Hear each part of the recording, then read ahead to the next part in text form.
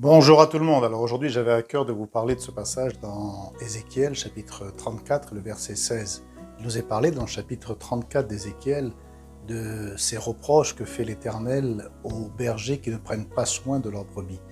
Mais l'Éternel dit, moi je suis le bon berger. Et dans le verset 16, il dit, j'irai chercher et je ramènerai celle qui est perdue.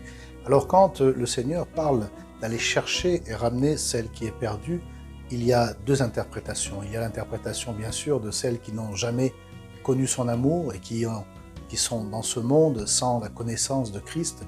Et puis, il y a celles et ceux qui ont connu le Seigneur et qui se sont éloignés de la maison, qui se sont éloignés de la bergerie. Et ce qui est vraiment remarquable, c'est de comprendre que le Seigneur n'acceptera jamais qu'une seule de ses brebis ne se perde. Regardez ce qu'il nous dit dans Matthieu au chapitre 18. Il nous est dit que le bon berger laisse les 99 brebis pour aller chercher celle qui s'est perdue.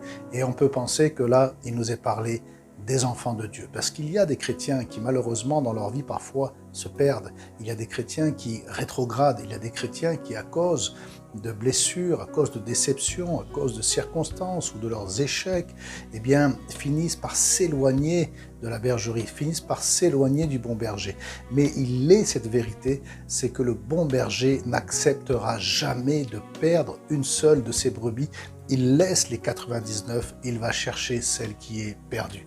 Il nous est dit dans l'évangile de Jean, au chapitre 10, que le Seigneur déclare ceci, le bon berger donne sa vie pour ses brebis. Et lorsqu'il voit venir le loup, il se met en peine pour ses brebis et il défend ses brebis, car il n'est pas un mercenaire. Le mercenaire, lui, ne travaille que pour un salaire, mais le bon berger travaille parce qu'il connaît ses brebis, il les appelle par leur nom et il va les défendre lorsque le loup veut venir détruire la vie de sa brebis.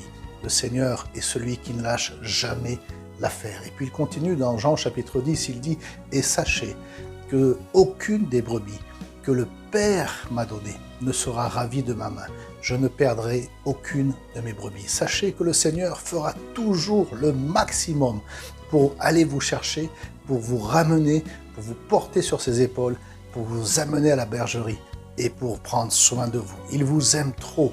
Il vous aime d'un amour tellement fort au point qu'il a pu donner sa vie sur une croix pour vous laisser tomber et pour vous laisser loin de lui.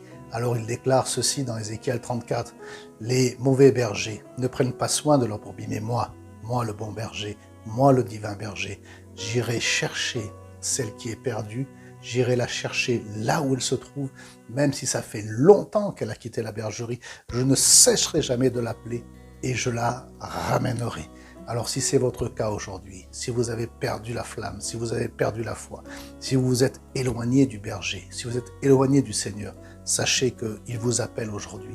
Sachez qu'il est en train de vous chercher pour vous ramener à la bergerie. Cela ne dépend que de vous.